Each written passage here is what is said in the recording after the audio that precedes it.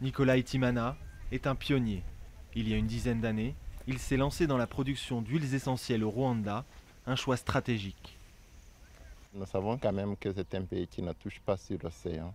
Alors, avoir une culture à haute valeur, c'est plus intéressant parce qu'on peut même mettre 100 kg, 50 kg sur un avion pour Afrique du Sud ou États-Unis. Ça vaut le coup. Depuis, l'entreprise a prospéré et emploie aujourd'hui une centaine de personnes.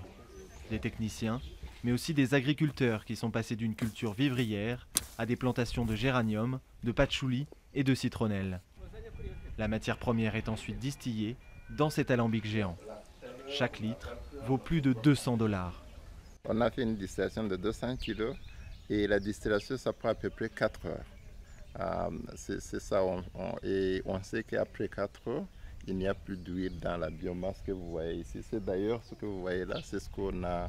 C'est de là où on a tiré seulement les 600 millilitres.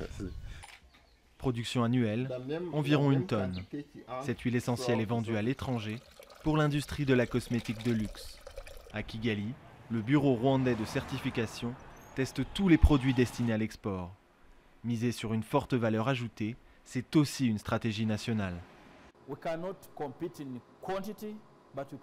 ne peut pas rivaliser en termes de quantité, mais on peut rivaliser en termes de qualité. On peut même être aussi rentable que ceux qui produisent à grande échelle, mais avec une qualité inférieure. Autre production innovante dans laquelle le Rwanda s'est lancé, le pyrètre, un insecticide naturel transformé sur place. De quoi compenser le manque de terre dans un pays déjà surpeuplé.